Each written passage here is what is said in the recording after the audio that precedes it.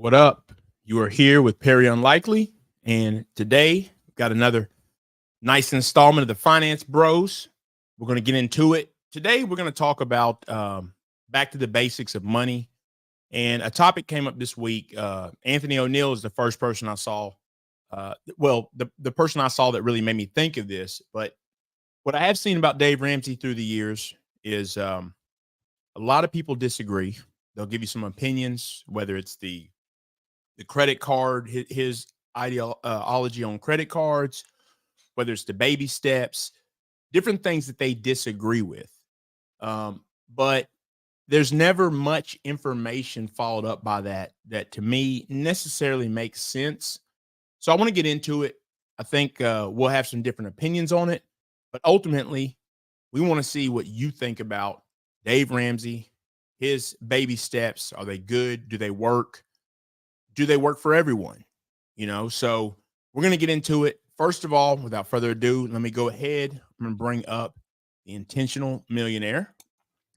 What is going on, Perry? How's it going today? Doing good, man. Doing good, man. No complaints, man. How's it going?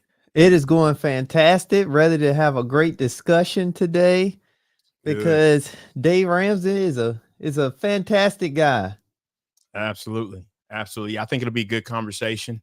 And I think it's also just getting back to the, basics of money, so excited to talk about that. We'll go ahead and we'll bring up Sim. What up, Sim? What's up? What's up? Man, we got our boy Dave in the hot seat, man. Yep. Man, I don't know if there's anyone out here. Matter of fact, there is someone else out here in these streets that's just as controversial as Dave, who's an OG, our girl Susie Oman. But Dave's an OG, and he's been able to really weather the storm out here in the finance space. I think that there are people who've come and have gone, and they get caught up in some sort of scandal, tax evasion, whatever it is, and it ends up getting them hemmed up.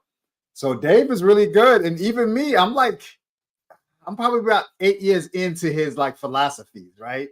Right. And I'm the guy who came in first with Robert Kiyosaki. So Robert Kiyosaki put me on to the game. He taught me about the whole idea of the cash flow quadrant, understanding passive money, or understanding debts and liabilities and assets.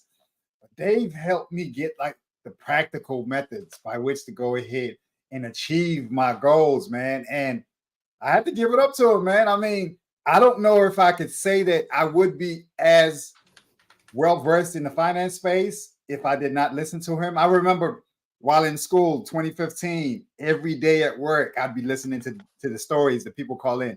And he always had a condescending way that he would deal with people, man. He'd say, hey, listen, this is dumb. This is a stupid move. And I don't know if there's anyone who's that full-throated about the way that he deals with people. And so, I mean, here it is. Absolutely. So a couple things we're going to touch on today. First of all, and I'm not sure exactly, like I said, I saw it through Anthony O'Neill. Not sure exactly what her TikTok was, right? But first of all, a TikToker, she mentioned that Dave Ramsey is not for Black people. So that's the first thing we'll address. We'll talk about. Then we're going to really just look at the baby steps.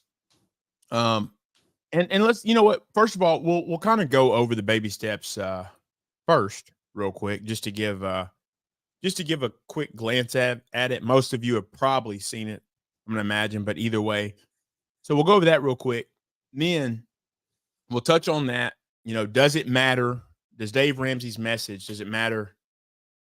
Race, where you're from, your background. And then we'll touch on some other, I would say, criticisms people have of Dave. And then I think we really do want to get your opinion, chat, that is. I mean, what do you think about it? For as much as you know about Dave Ramsey, what are your thoughts on it? Is it viable? And if you think it's not, what's better? What do you have that's better? What do you think will, let's say, lead people to financial freedom?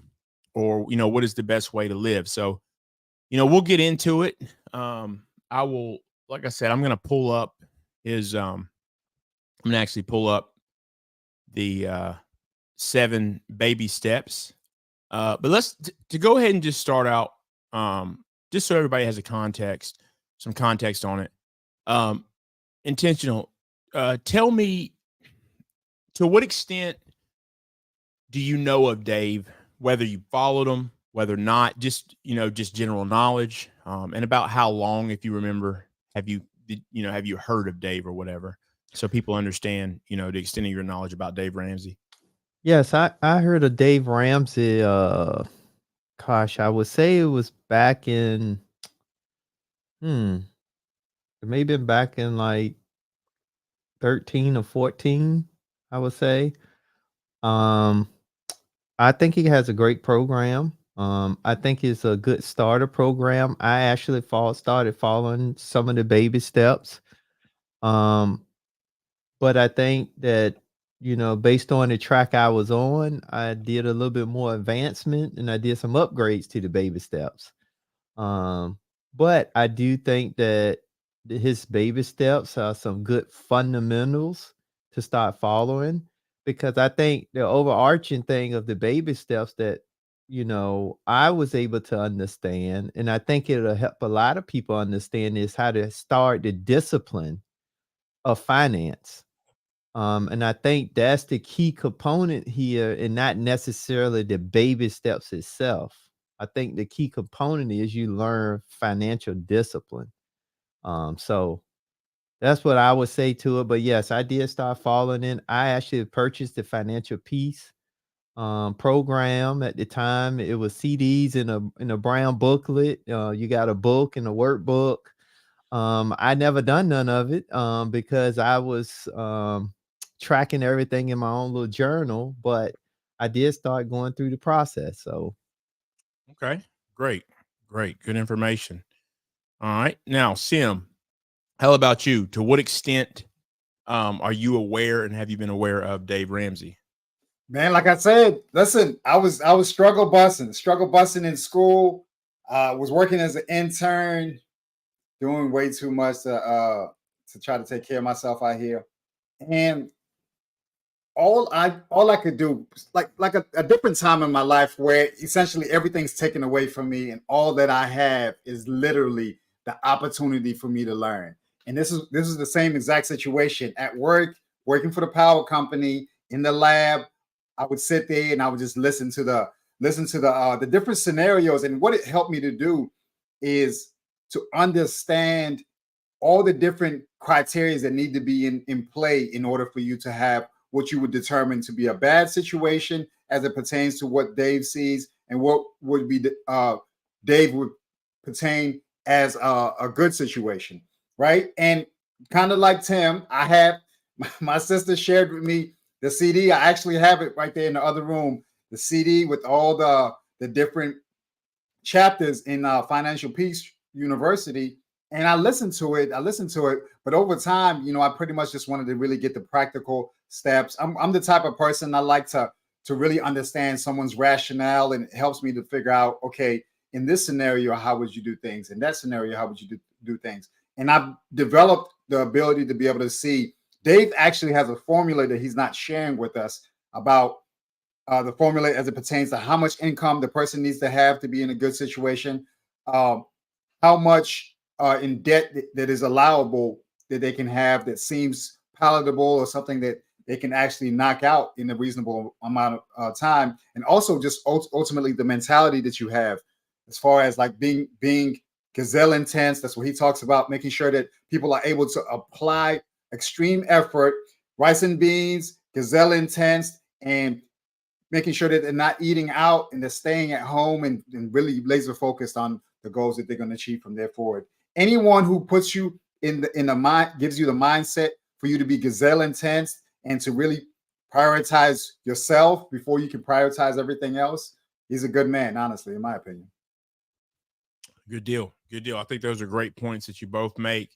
So as far as myself, I actually came across Dave Ramsey. It would have been 2007. So it's been a while.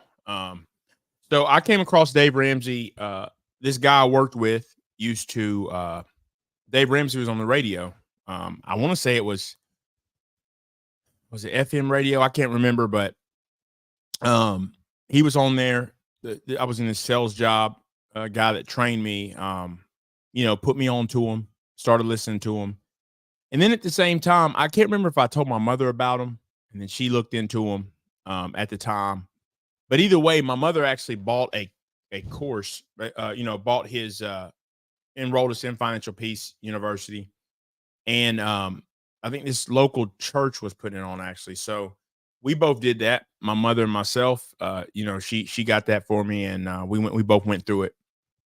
Really learned a lot.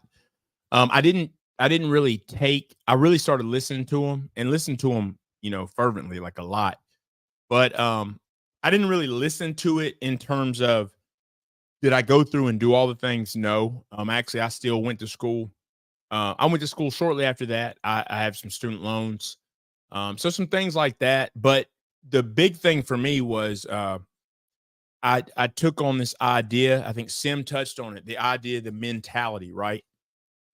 So that's really when I got, I would say I got further into it. Really, I wouldn't even say further. I really focused on the mentality of not having all these bills and all this stuff that you just don't need, and more so controlling the way that you go so as not to get deep into debt. So I would say that it's helped me to control the course of where I'm going, just getting into it and learning about Dave Ramsey. And actually, I have been to one of Dave Ramsey's shows. I actually went to it. I don't think it was maybe 2 years ago. He was here. I actually met Anthony O'Neill. I've actually got a book that he signed. Now he was, I think at that time, or whenever it was, it could have been longer than that, Anthony O'Neill was really becoming more and more known at that time. So it's been a few years ago. They were here in Atlanta. So that's the extent of what I know about Dave Ramsey. I know a pretty good amount about Dave Ramsey. So I just wanted to give people that, that context really quickly. Let's just take a look. Let me go through them. So step one on the 7 baby steps. Step one, save $1,000 for your starter emergency fund. Step two, and by the way, so this is just, when we talk about your starter emergency fund, if you have tires pop, you have something small happen, you take that, what would usually be considered a crisis, you take that, you handle it, and then you start to, take that money and put it right back up to $1,000 to handle that. So step two, pay off all debt except the house using the debt snowball. And just so people understand, the debt snowball in general, and you guys correct me if I'm wrong. I want to make sure I give the right information. You're basically taking your debts. Now I believe it's from highest to lowest. Is that correct? Or is it the other way around rather? Yeah, he does the debt snowball, which is the highest interest rate. No, excuse me, it's the highest.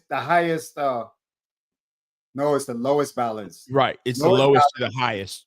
To the highest balance, regardless of the interest rate. Yes. Yes. So he takes the, you go from the lowest balance to the highest balance, right? And that's irregardless of the interest rate. Now, that's certainly a point of contention for a lot of people. And Dave explains that the reason for that is momentum. That's why, he calls it a snowball. When you get the snowball rolling down the hill and you get that momentum, it starts to move. So that's why it's not really about the interest rate. It's about knocking out those small ones and getting it bigger and bigger and bigger until you knock them all out. So, and once again, that's except for the house. Step three, save 3 to 6 months of expenses in a fully funded emergency fund. So now this is another level beyond just the $1,000 starter emergency fund. This is when we get to a level where, hey, you're out of work 3 to 6 months. It's not really an issue. You have time, all the bills are going to be paid, and you have time to, get things in order and go back to work, and it should not basically bankrupt you, right? Step 4, invest 15% of your household income in retirement. So that's the focus on, getting the retirement. One thing I do believe Dave says is while you're working your baby steps, now that's, prior to this, while you're paying down that debt, you want to stop investing. So that is something that I think Dave said, and that's another thing that people disagree with. 5, save for the children's college fund. 6, pay off your home early. And 7, build wealth and give. So in general, those are the baby steps. Just want to go through those real quick and touch on that. So let's hop right to it. Go ahead and let me know, Intentional, what's your thoughts in general about, your opinion on the baby steps, just the baby steps, because we'll touch on some of Dave Ramsey's other, I guess, his philosophies, but just in general, when you see the baby steps, let me know what you think about that, Intentional Millionaire. Well, when I think about the baby steps, I think it's a great foundation that most people should strive for. But I do think it needs to be revised to some extent, because some of those steps is a little bit harder when you look at the dynamics of the person that's making the income, but also when you think about, to me, the 7 steps is really geared around a married couple. That's the first thing. The next thing is, I think the 7 steps should be tailored to particular situations.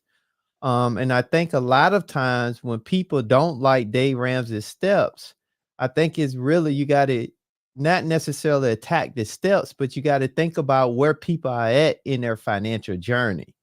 And I think that's where the lines get blurred a lot, because he approached it more from a one size fit all, which is true at a basic fundamental level, but you got to think about it gets unique, and you have to tailor it to the individual, because that's the great thing about finances, but also the dangerous thing about finances.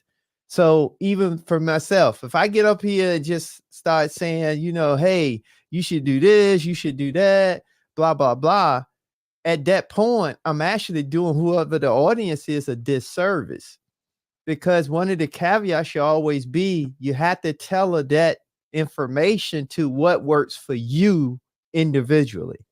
So that would be some of the things I would say that the plan needs a little bit of revision of, or a little bit more explanation on. But I do get it, because he's married. He's spiritual based, so he's talking to the makeup of family as relates to the biblical sense. But we can't kind of ignore, though, that it's a lot of families now that's single parent households, and particularly is a woman raising the kids or with the kids. So with that being said, I think it should be something that's a little bit more tailored to how they're going to now start making those, moving towards the steps, but also got to think about that income is important across any scenario, because if you don't have the income, it's hard to do any of the 7 steps. So good deal, man. Let me ask you this real quick. I think you touched on it at the end. So one thing you said, it's not, you think it's more geared towards marriage, but you did come back later and you talked about, more single parents. Is that what you were pretty much saying? Basically, it's the income, right? When you have a couple. I didn't know if you were saying that, or is it that the economy has changed, therefore even just the expense now, it's almost like, if you're not, for the average person to really even be able to work it, that the type of money you need to have is more so suited to a family than just a single person. But I just wanted to check. I want to clarify that. Yeah, so I'm actually saying both. So I think it's for the economy, because if you think about a single parent and you think about the income, now if he or she decide to make more income, then that means there's less time spent with raising the kids. So that could be a challenge and a dynamic. Also, you got to think about too what they are actually doing, that person is actually doing for income. So that's the next thing. And then when you talk about just the economic times, and here's the great thing why I say that I think it just needs to be tailored, because a person that may be single, those rules that you could share with that single person will also 9 times out of 10 apply for the married couple. But the thing that doesn't work, it doesn't work forward. So what doesn't work is you got 2 people with 2 incomes. That's a totally different dynamic. So it's hard to take that and go backwards. But it's easier for a person with 1 income to move forward, and they could be working and making the money like 2 people making income. So I think that's the part where I say that it needs some revision on. But I think regardless of times, in the current economic time or even in good times, I think that those things still need to be addressed. Right. Absolutely. Good points. Good points. Stim, what's your thoughts, man? What's your thoughts in general on the baby steps? I mean, Tim pretty much stole my thunder, man. I mean, I don't know what I'm supposed to say after that. One thing that I can say is that I took issue personally with his baby steps when I discovered the debt avalanche system, right? So the difference between debt snowball and debt avalanche, debt snowball is the idea of you doing the smallest balance all the way to the largest balance, right? Now, if you're saying you don't care about the interest rate, you could still be essentially digging yourself out of a hole with a very small shovel, because if the interest is growing at almost twice the rate that you're actually paying, you're not going to really be able to make much ground on those debts, you know. So the debt avalanche system is more of an interest first philosophy, where the highest interest rate is what you're paying first, all the way up to the lowest interest rate. That way you're able to get some ground on those debts that are actually pulling the most out of your budget or out of your household income. Now, I do appreciate the practical method that he has as associated with really just knocking out debt. I just realized that at the end of the day, what it seemed like it was a lot of it is intent on pushing people to these live events and pushing people to his products and pushing people towards the people who are his practitioners or the people who he believes to be his signed off practitioners. And it's cool if that's the case. It just seems to be kind of like a one-sided deal, because now it benefits you regardless of where you're driving people, whether you're driving them to your Financial Peace University, whether you're driving people to your practitioners, or you're driving people to your live events. Either way, he's like an MLM. Every quarter there's an event that's going on, and so every quarter you want someone to come to your event in order for them to support and to network with other people who are in the same situation. I personally never made it to none of his events, so I can't really speak to what happens there. It's just from the outside in, it just seemed to be merely just a funnel. Okay, come in through my show, and then I'm going to push you towards my philosophies, and then I'm going to take you for my philosophy, and then I'm going to sell you to my tribe, and then after I sell you to my tribe, I'm going to sell you to my practitioners. Does that make sense? And then what happens is that you're not really getting information from someone who has nothing to gain from whether they move you to one place or the other. You're now getting information from someone who's specifically going to benefit from every move that you're going to make.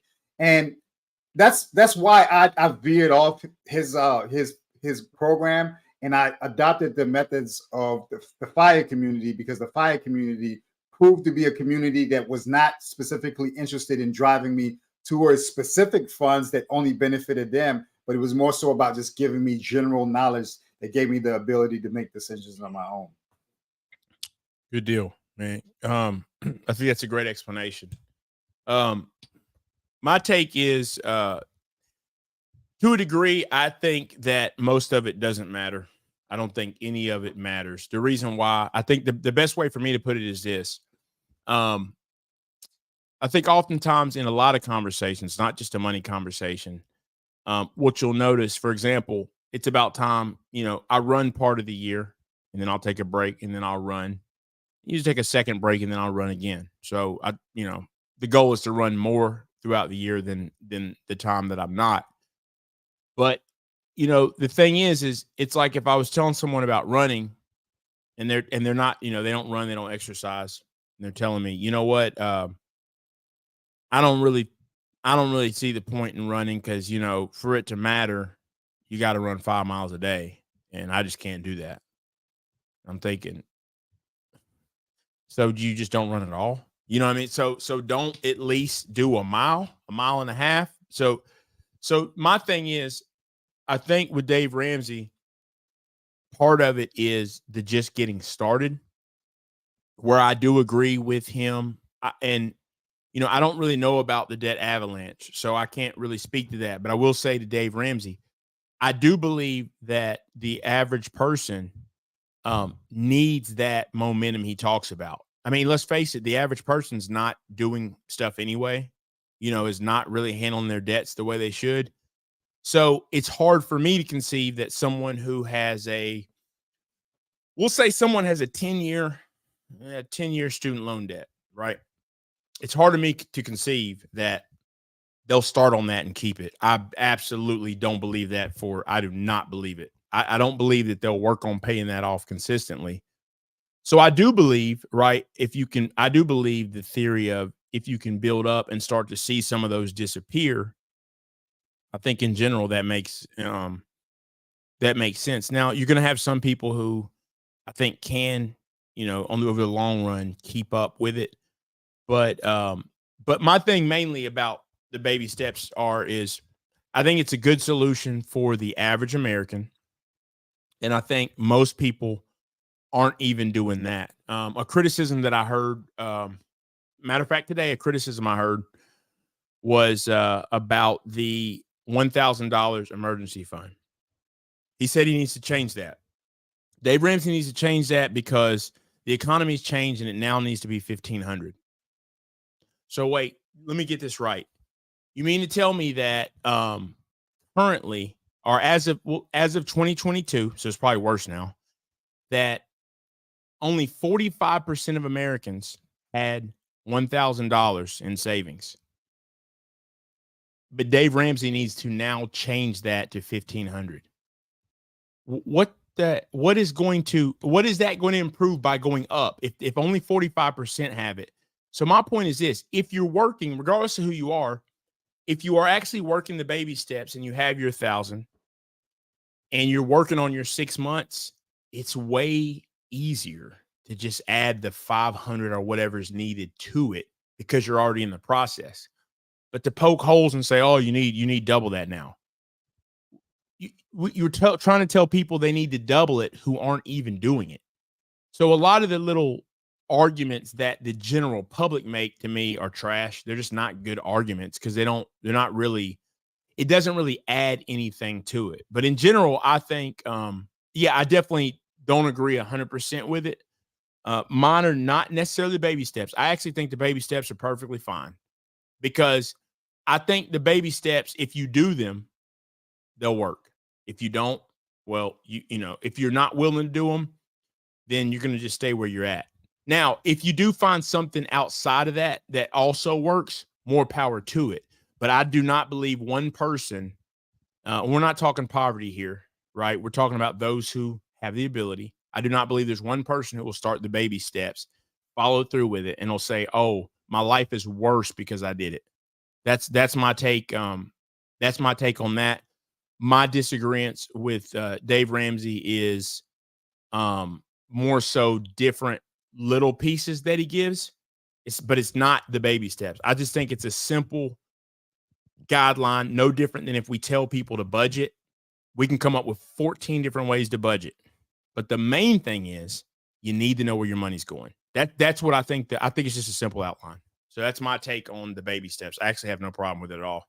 I think it's fine. Any thoughts on that? And just in general, before we go with the angle on that, it's for certain people. It's not for everyone. I think he should add an income to it. He has an income though. Tim, he has the income. If you listen to it, his income is 80. Household income of at least $80,000. Okay, but what I mean is not necessarily just listing the number, but then he should also list. So when I think about a financial plan should always be from cradle to grave, right? So if he's giving the baby steps and he's going to say 80,000, but my question then become 80,000 how? Or if you under 80,000, now what? He speaks on it, Tim. That's what I'm saying. But he speaks on it, but speaking on it and then making it part of his structure, that's two different things. Because then it goes back to your point of come on in to the event, and then I'm gonna speak on it. But you got to pay to get to that event. But why is I'm paying to get to that event when I could just buy the one-time course, start following the course, but I can't really, once I buy the course, now I got to wait because I ain't got the income. The course so I think that's the part for me that I see. Now, like I said, I stated, I like the steps because one thing I would say the steps is good at is they teach you financial discipline. Mm-hmm. That goes back to Perry's point. You can't go wrong learning financial discipline. Right. However, I'm just saying as an update, because again, I still think everybody that comes and give the little caveats here and there, what they do or don't like, that still goes back to you got to think about where are people at financially. So when you think about somebody that's a little bit above the baby steps or have more advanced stuff that they done outside of the baby steps or in concurrence with the baby steps, yeah, they see problems with it.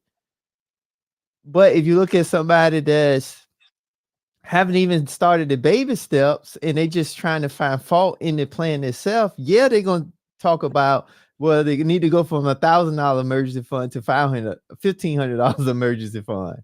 So I think that's the part where I say that we got to kind of really decipher where people are at when we talk about, the 7 baby steps.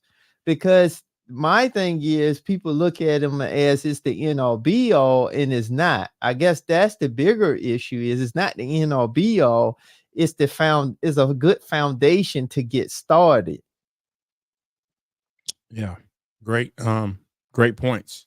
Sim, anything, any thoughts? I got smoke for Dave, man. Listen,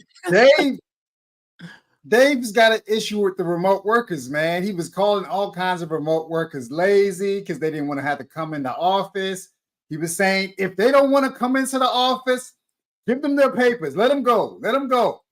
They don't need to sit up here and sit in the house and sit in their sweatpants and their pajamas working when they can come into the office. Why are they being lazy? And I'm sitting up here saying to myself, I'm like, hold up, Dave. Listen. You still have you just built an event center on your complex. What are you going to do with that event center? You're not going to do it for your staff. You're doing it so people can come into it in order for it to be filled up. So I understand that you have your concepts, but don't take shots at people who weren't taking shots at you outside of scrutinizing the fact that you're funneling people towards all your products, which is fine. It's your hustle. I mean, who cares? You got to give it for free and then you make money on the other products, whatever. I'm just saying that you can't be calling people lazy because they're choosing to either be overemployed or they're choosing for them to be in a situation where they're working remote, prioritizing their mental health, or if they're capable of doing their work at home, Why is it even a talking point for someone who's in the finance space? And these might be people who are higher income earners who are opting to stay at home as opposed to going into an office environment. And I understand, Dave, you just signed up for a whole bunch of money for you to build on your property. So I understand that you want to make sure that your people have that same sentiment that they want to come into the office and they're not opting to do what the rest of the country's doing. But man, you can't be coming at the remote workers as if they did something wrong to you. You just got to tell your employees you can't be like them. You got to do what I want you to do. Say that, but don't sit up here and make the remote workers the bad guys. Come on, Dave. That's to protect his interests. Right. let me add this, man, because I think this part in part goes to this conversation, and we've had this conversation about numerous different subjects, right? We were talking several weeks back, right, about the responsibility, right? At what point, and that's what I think we have a problem with, because we're about to touch on the community, right? I think we have a problem with drawing the line of distinction of when you got to get it out the mud and you have to be able to just get it somehow. Because we like to separate people, right? And I forget who came up on the stream and he was saying, yeah, Perry, but that's you. Yeah, but it wasn't me. We like to look at people like, it's like I can't tell someone who's broke anything because I'm not broke. But I was broke. So I did, my mother was, my mother was single. I have single mother, welfare, right? My mother poured into us. I can't, for those who didn't have a mother who poured into them, I can't pretend to act like I understand that. I've seen that. Now I do know the difference because I've seen that. But the thing about that is, though, we have enough evidence. For example, part of this thing is about, well, what about those who don't have money? I believe regardless of how poor you are, for the most part, most people know how to get money. We can look. Now, there's a debate over whether school is worth it anymore. Well, it is. It's just about trying to get it for as cheap as possible and get the most out of it that you can. Because when we look around, the people who have money, there are two types of people. They started a business or they went to school, and we could say a third. They did both. Those are the people who have money. It's very simple. The majority of people, because they're not going to start a business, need to go to school or have a very good trade to get paid. I refuse to act like the average not even average, that most all Americans don't understand this. The difference is some just don't want to go get it. And those are the people we're not really having the conversation about because they don't want to get it.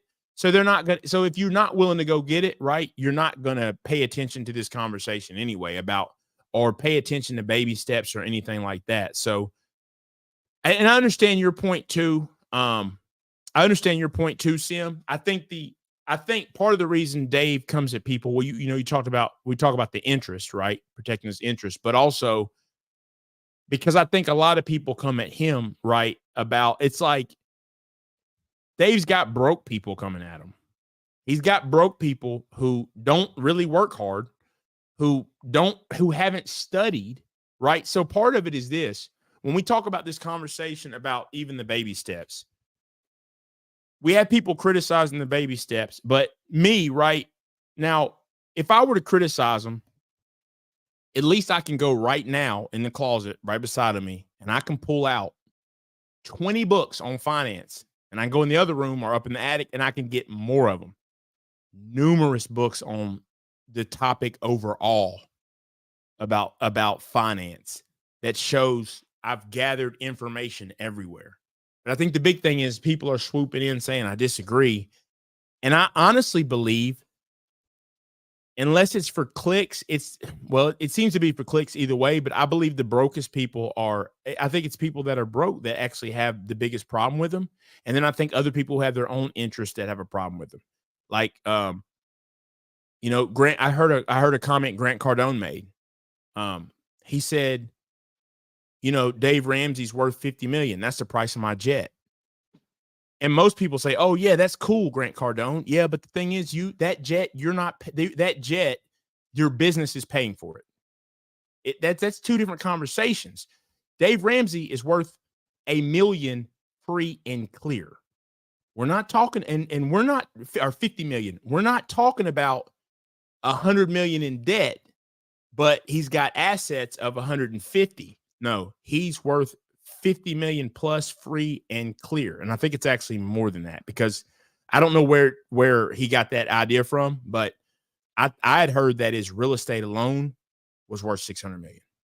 And that was a couple years ago. So when we talk, I just want to draw the distinction that when you have Grant Cardone and I just think people maybe trying to get some amount of clout, that the deal is we got to start drawing that distinction in everything finance. We got to talk about, there has to be a distinction in who has so people really understand what having money is and having your finances together, and what not having it together looks like. But at the end of the day, just to move into the conversation about the chick that said that it's not, his message isn't for blacks. I think it's absolute trash. It's flat out trash.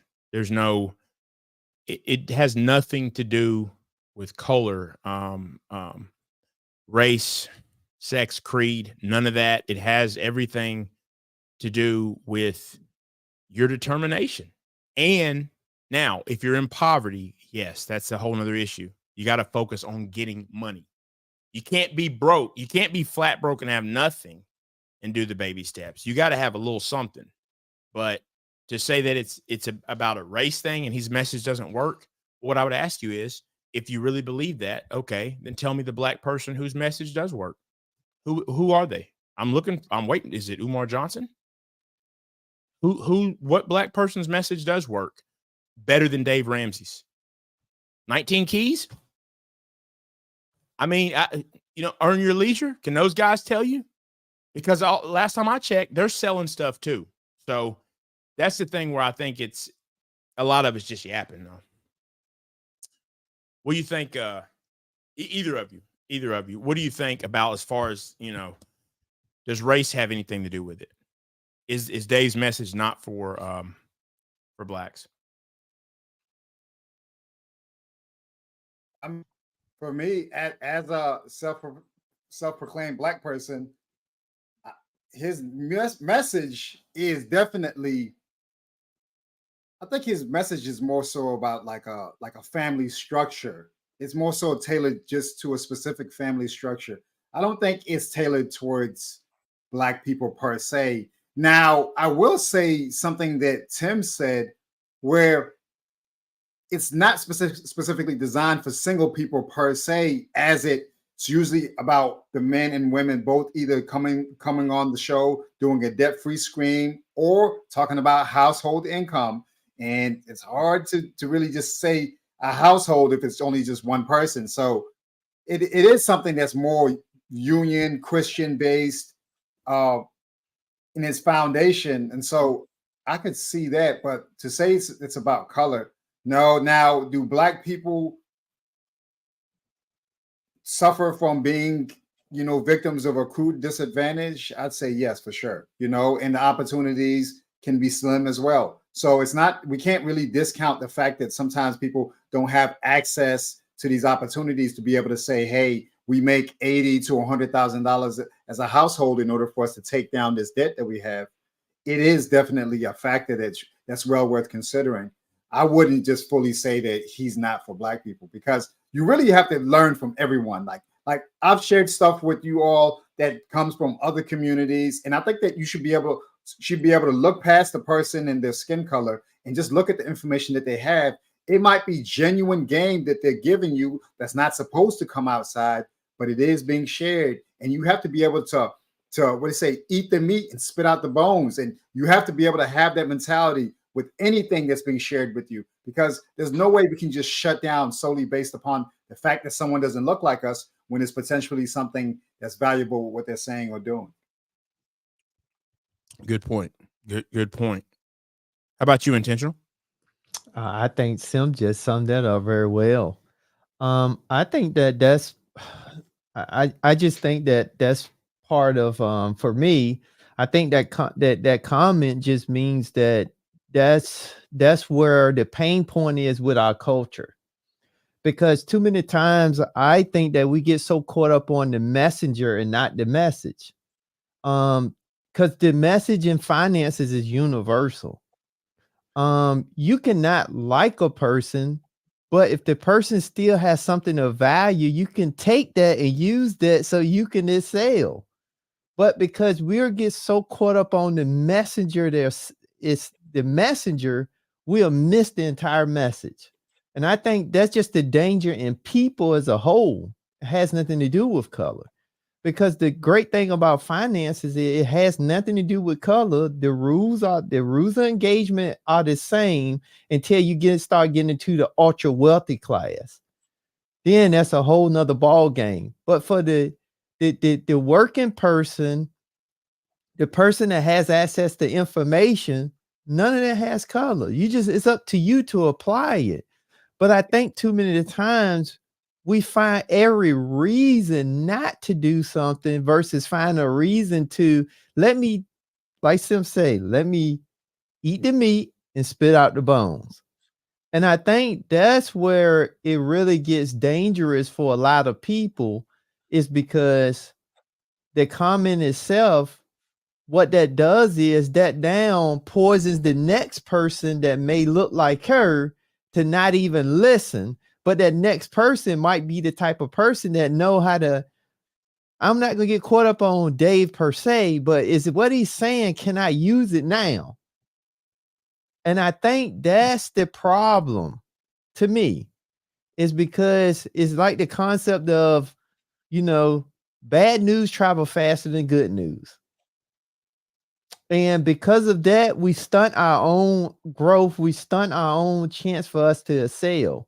It's no different than, kind of thinking about, when I talk about the income perspective, that's not necessarily stated, but when you come from low income, the only way you're going to get out, you got to make more money.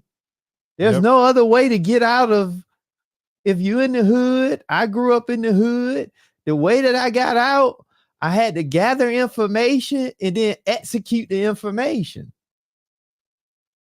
Absolutely. And it was up to me. It wasn't up to nobody else. But the thing that was really up to me was I had to leave behind and block out all the distractions that wasn't conducive to where I was trying to go. But then what people miss is you do that, and then you're now able to come grab somebody else and pull them up too, because they got a real world example that they know. Right. But we don't do that because we get so caught up on everything other than let's get results. So that's what my stance is on that. Yeah. So here's what I'm gonna do real quick. I'm going to bring up real quick. I'm gonna just go through some of the. We're gonna go through some of the comments, but one part I wanted to add real quick is some of the comments that are made. Right. I don't even mean I'm just talking about in general. Right. About Dave Ramsey. What's so funny is this. We don't have any problem. We don't have any problem with a parent telling a child don't drink alcohol. I mean, this is essentially what Dave is doing. It's a general message. It's just a general message because you got to start somewhere. Now, there's going to be parents who think, oh, it's fine to let kids drink alcohol if I'm with them. But don't we agree it's better in general just not to let kids drink alcohol? I mean, just the blanket of don't do it. We know there's people that are going to one-off do it, let their kids, I let them drink because they're going to go out and do it anyway. Well, I'm not going to be the one to expose my children to it. That's not how I get down. So I think it's safer just in general not to, hey, kids, don't drink alcohol. So that's what he's doing, is because you cannot tailor it to everyone. And that's the piece too, is at what point do I take someone's message and tailor it for my own good, or find out how to do that? And I do think if you are the individual that feels like you need someone to tailor it perfect for you, I don't know what to tell you. Nothing in life. I mean, For God's sake, I got anyone I know with kids, certainly. There ain't no book on that. There is no book. And you can look back at how you were raised and say, well, I turned out well. Well, just doing that isn't a guarantee. So that's why I'm saying there's really no book on a lot of this. You got to take it. I just think you have to take it and tailor it. And that's the way he's doing, is just saying, look, here's a framework to go by. My criticism is of people who partially have an issue with what he does, says it doesn't work for a certain group. And all I'm asking is, okay, then who's the person? So who is the black person who has the answer? Nobody's ever come up with them. No one has ever named the black person who knows how the black community, because then guess what? That person would be financially free and rich. And then you know what they would say? Oh, well, you're rich. You don't know. So that's the thing, is like, we won't accept anything. That's what's crazy to me, you know, and it doesn't matter if they came from welfare, broke, the slums. Well, you're rich now. You don't know. And it's like, no, well, I built this thing up, right? I built this thing up from the ground. So that's my thing, is just when we say it's not for certain people, man, I spent my entire life, man, I've had too many people pour into me that not black, teach me a lot. I'm not buying. I'm just not buying that I can't be taught something from some other race. I just wouldn't raise that way. And it hasn't proven that way in my life. And at the end of the day, maybe that's why I am where I am right now, because I don't think that way. So I think that's just part of it. I think a lot of I think that if we're going to say those things, we got to break it down and say why exactly. And if you're saying poverty, well, that's not true. I am from the poorest region in the U.S., in the whole country. It does not get poorer than Appalachia. And guess what? There's more white people there than black people. And there's more impoverished white people than black people. So that ain't it. That's factually wrong. Let me pull you guys up real quick, and let's go through a couple of these real quick. Not bad. Let's see.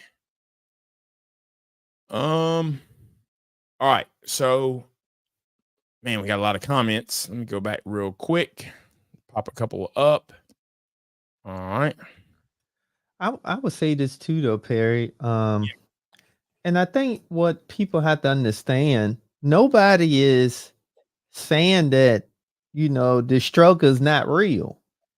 But what we are saying, though, is that the struggle, at some point, you got to change to get out of the struggle. Right. And that change do require you to maybe go listen to somebody that don't look like you. Yeah. I think that's the challenge, because the reason why culture and celebrities, artists, filmmakers, the reason why they're so popular, because we support people just because of color, but they may not be the right representative for that position or that leadership role. And just take Dalton County, for example. They voted her in just because she looked like us, but look at how she's running the city. Yeah. I mean, so those are the type things that we got to stop doing. We got to not just do it just because a person look like us, but we got to do it because they are qualified and they're doing the right thing. Omar Johnson. We support him. People support him because he looked like us and he sound good because he used big words. He know how to articulate. He know how to be charismatic. Yep. But the challenge is, though, is he really up to the task? Because if he was, then where the school is at? Yep. But we continue to support people, then we defend people just because we like them and they this and they that, or whatever the case may be. But we forget about, okay, but you supporting them, you never got the delivery of what was promised. But you never got the delivery of what was promised. But in the same token, you're defending, listen to that, but then you'll say that I can't listen to this person because I don't like their personality, or I don't like the way they talk. But you won't even take some of the information, write it down and say, well, regardless of what they're saying, let me see if what they're saying is true, where I could get a come up. So Right. those are the type things that's really is the bigger issue, is not necessarily Dave and his 7 steps. Because he's just a byproduct of if you're going to do it or not. That's really what it boils down to. Yep. Facts. Gil at night is the eye emoji. Like, what's going on, right? Shout out to Gil. Always. Yeah, what did Dave do? She probably knows by now. Just talk, and just it's really just a general talk about the issues people have with Dave. In general is really what this is about. A lot of criticisms and stuff like that. We got Miss B Finesse, Holla fam. I'm sorry, in chat. Hola fam, rather. I'm sorry, in chat. Hope all is well. Let's see. Shout out to Miss B Finesse as well. Let's see. Let's go down through here. But yeah, I think this is I just think this is such a good conversation in general to have. Major Change Group says, hey, y'all, as well, followed up by great topic. So, yeah, I think this whole thing, though, is important just because I do think there comes a time where we start to come up with the best way. If we think if we think there's a better way. Major Change Group said, I agree with Dave Ramsey's principles. I just don't agree with the credit cards, which is funny. Major Change Group, that is the next thing we're going to touch on, is those type of things. Is the credit cards, his thoughts on credit cards, no debt to buy real estate, different things like that. Investment real estate, that is. So absolutely. Lash's journey. Love Dave Ramsey baby steps. Got cryptonomics. Let's see. Said, why Dave Ramsey need Perry? He a multi-millionaire. No, he's probably talking about the title. Nah. Yeah, what I was more so saying is people need Dave Ramsey. Dave Ramsey don't need me. Hey, I like that, I liken, to follow up with what Tim said, I liken what we hear from other people is like visiting one of your friends, going to a friend's house and seeing how their family does things in their home. That's all it's about. Like as a child, if you went to go visit your friend, I remember one of my friends, he introduced me to eating tuna sandwiches with the cheese Doritos, right? So he had the tuna sandwich and then he would put the cheese Doritos inside there. In my household, we don't eat that kind of stuff, but in his household, that's what they do. So I saw it and then I went ahead and did the same thing, followed suit, ate the sandwich. It was good. I mean, it wasn't something that I eat today, but it's still something that I discovered as a result of my experience of going to his home. And that's what we have to liken this information that we hear from other people who might not share our view, is that there is something that you can potentially learn and discover as a result of seeing someone else's purview on life and how they do things. But that's not to say that you need to fully adopt it at all, Yeah. Absolutely, man. It's funny you say that. Because me, man, growing up, I wasn't about to eat no steak with no red in it. I ain't trying to die. No joke. But I don't even know where that came from, man. But we know that that's something that's just like a thing. And then, a friend of mine, I guess I was in high school. He had a steak. It was like medium. And I was like, man, you eating like that? Or he asked me, he's like, man, you eat that. You gonna order that,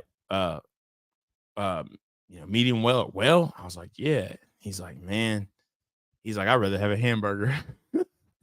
I was like, oh, there's a difference. He's like, man, look, you got to try it medium rare. Or he said medium. And I was like, I literally told him, I was like, nah, man, I ain't trying to get sick. He's like, man, I've been eating like this my whole life. And I tried it. Or I got me one. I ain't never had no well steak since, man. I don't even eat medium well. It's just these things we have in our mind that are stupid, man. We got these ideas, man, and you got to be exposed by other people who have a different way of looking at things. And we expose, you know, regardless of what race you are, we expose people to new things too. And what we got to get out of our mind, man. Race is one thing, man, but at the end of the day, we all come from different places. So, but we act like we come from the same place. Man, you send me out to LA, or when I moved, you know, when I moved from Virginia, man, Southwest Virginia, that is, to Alabama, they're not me and I'm not them. You know what I'm saying? But I left there and we were like one, you know what I'm saying? Like you learn people, you learn how they do things, they learn how you do things. One of my best friends to this day, he's from Mobile. We don't come from the same place. We learn from each other, but we always like to act. Well, like we say, we're not a monolith, and we act like one, you know? So I think that's something that's, you know, I think this is something, you know, a very good point and everything. So, let's see. So back on, let's see on the comments.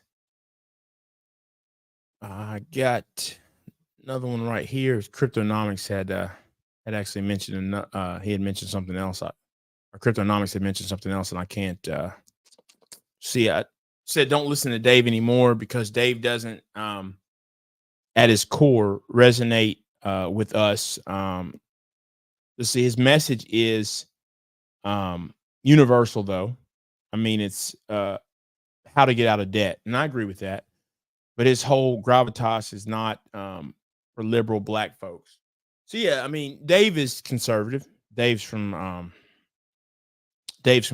Tennessee. And I think, look, there's a lot of, quite frankly, there's a lot of black conservatives, but I think a lot of them would disagree with Dave. But what does politics has to do with finances? So from the standpoint of an individual, I mean, if you ain't got no money, political party don't matter. Let's be honest. I think, I wonder if he's talking about, so, and I agree with that. I don't think politics matter, but I wonder if it's, I don't know if it's more so. He has politics. He has politics in his narrative, though. He does, but even without that, his demeanor for some people don't like his demeanor in general, especially younger folk. They just don't like his demeanor. I can tell. Now it doesn't bother me. I mean, but it goes back again to, we get so caught up on the messenger, not the message. Well, and that's why we fall for scams. Right. Because we like we'll like the messenger, and the message is total BS. Right. Yep. And we create Omar Johnson. Yeah, there you go. And we create this environment where Jay Morrison. Yep. From the corner class, the corner sounds good. From the block, buy back the block. It's like we're talking about buying back the block, and you don't even own your own home. But we like that. We like that, and that's a big problem, man. It really is a big problem. It definitely is, man. So yeah, but that's crazy. But I still do think there's a certain, as far as the message in general, I do think there's enough stuff probably out there. I don't know about this particular, but there's enough stuff out there where you could probably still find someone that'll give you the message the way you like it, if that makes sense. But yeah, but at the end of the day, if the message is good, I think, and you say it all the time. I heard it growing up. I've heard it my whole life. Spit out the bones, right? That's what it comes down to. If the message is good. But let's see what else. Let me slide down through here real quick, and we'll get back on it.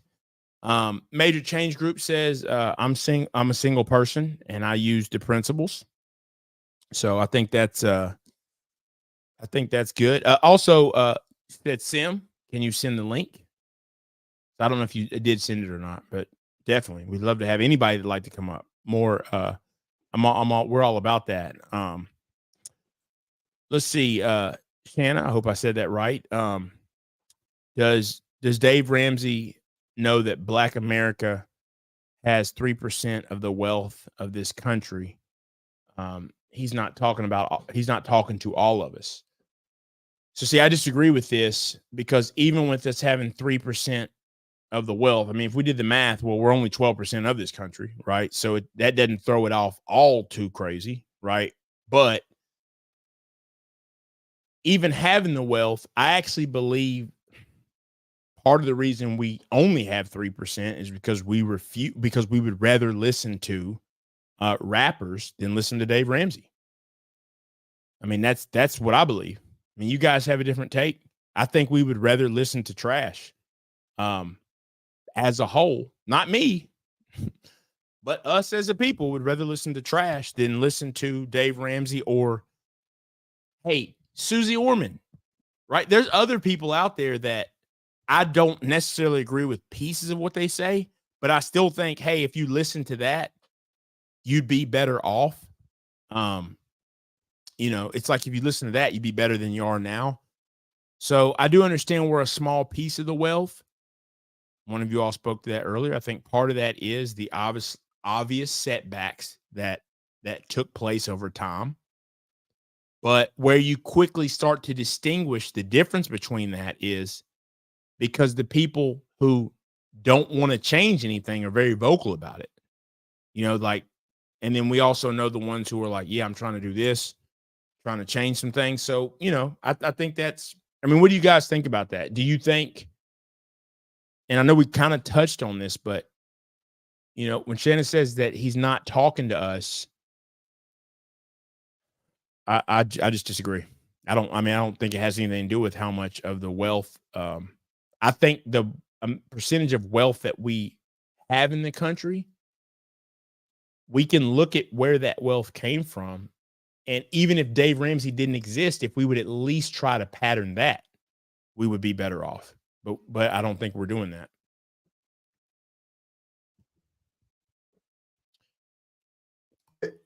Yeah, but I think so. So let me. Go ahead, Tim. I'm gonna just share this real quick, Sim, because I think a lot of people also have to know that.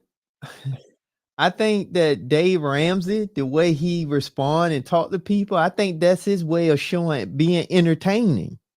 Yeah. Yeah. And I think people probably take that as that's his real personality, but I think that's the way to keep people drawn in, because people still, they love disagreements, back and forth, debates. They like that type stuff. You know what? So I think he had made it. He found a way to be able to do that, and that's why I think even sometimes he know he could be wrong, but he's just gonna keep driving down. He's gonna drive home on whatever he's saying, and he could be wrong. He's the Simon Cowell of personal finance. Yeah, that's a good point. Yeah, I never looked at it like that, but that's absolutely right. I could see that being the case. Because if you notice, when he's like, when he's talking like to his daughter, to some of his coworkers, his whole tone is totally different. But when he's talking to callers, he's like, So I really think that that's just his way of showing the entertainment. Because regardless, people don't like him, but they tune in to see, or they'll watch the clip just to see how he fussed somebody out. Yeah, I think I do think, though, believe some of his callers, they wild, man. I mean, some of them, like, I guess, because I've been in shock at some of them. Like, you're asking, should you go to school? Should you finance more? And you owe $400,000 already? It's like, I don't think there's any. I think they do it on purpose. Yeah, but from my understanding, some of the calls is pre-screened in a sense. Right. Yeah. So yeah, you're right. So they're screened in at least in something like an hour, 30 minutes to an hour. They're screened ahead. Right. Right. Yeah. One thing, Cryptonomics said, Perry hating, LOL. I'm not sure what it was pertaining to, but maybe he'll, Cryptonomics will will enlighten me on that. I might have been, I don't know. But also, Cryptonomics said, I've been 100% debt-free since 2019. No debt, period. Some folks just don't know how to live without debt. And that's true. And I think, you know what? I believe you can be raised that way. I know you can. You can be if you're raised not to take on debt. I have a friend. He lives. A matter of fact, I've known him since college. He's from here, but I met him. Crazy enough, he lives a couple miles from me, so he's from here, the Atlanta area. He went to. I was roommates with one of his best friends in high school, and that's how I met him in Alabama. So.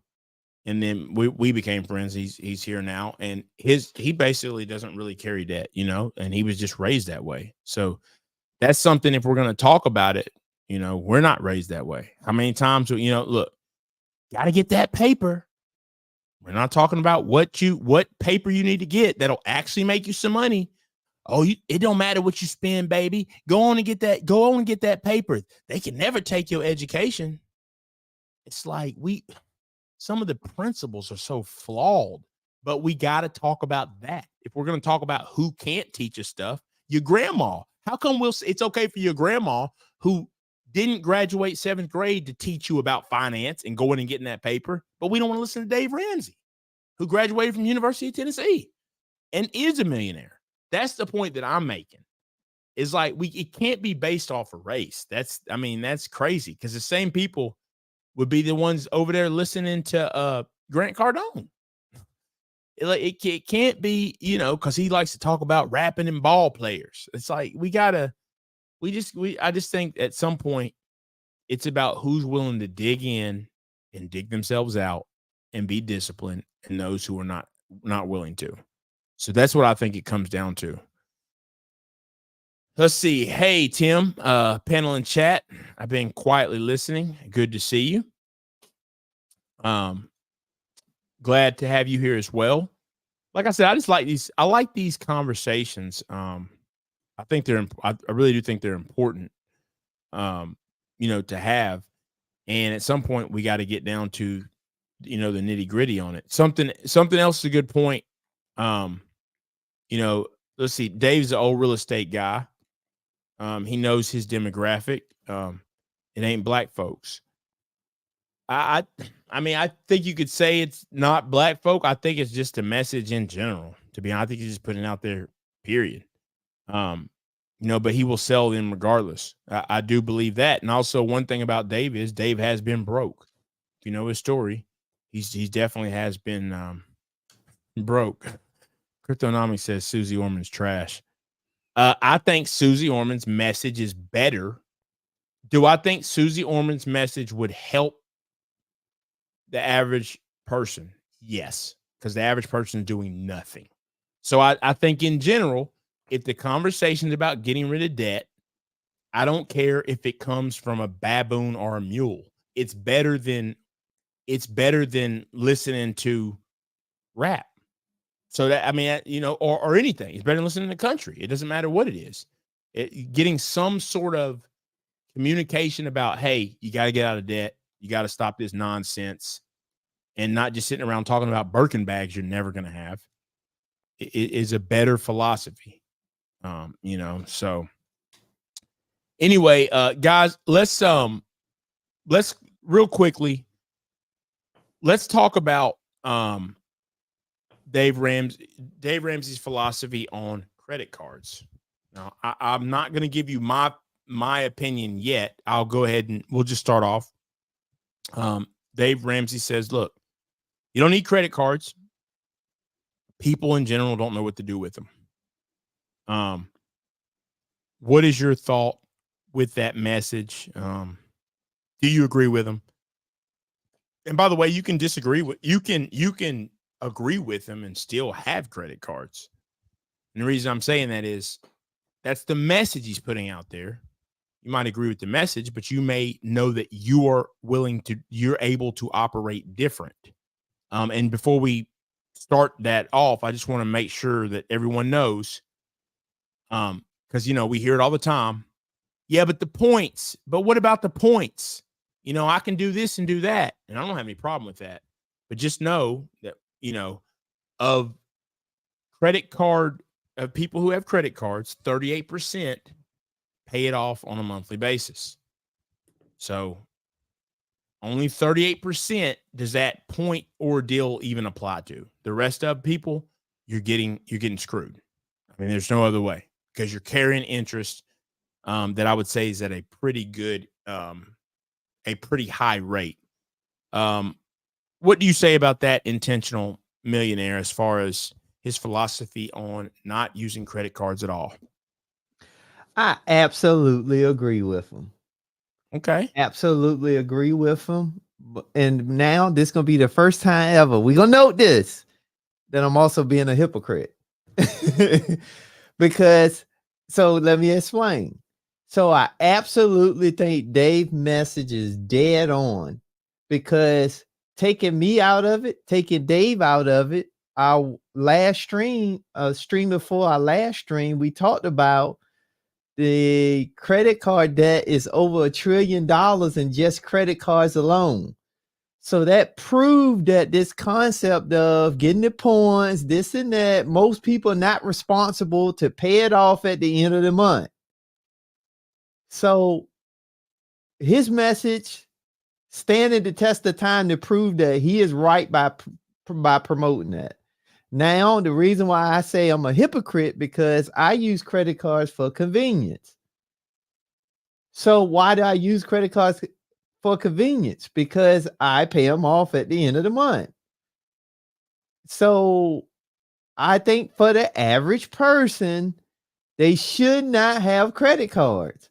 I think until you determine that you above average to exceptional with debt, and when I say exceptional, meaning you don't have no debt, no bad debt, until you get to that, I don't think you should be using credit cards for points and stuff, because most people that do it are normally a little bit more exceptional. But what we try to do is we try to take and lump everybody in that same category, and it just doesn't work out. And take me out of it, take Dave out of it. The numbers show that we are now $1 trillion in just credit card debt. And when we did the math, that equates to everybody walking the planet has about $5,000 on the credit card. So that's my take on it. But Sim, I promise I'm gonna pay mine off. Stop the cap. Not gonna happen. It doesn't happen. Only 38% of people are doing it. I mean, that's the thing, is only 38% of people are doing it. You're spot on with that. What do you think, Stim? I don't want I want problems always. Hey, listen. Credit cards. When we talk about credit cards, Perry, check the private chat.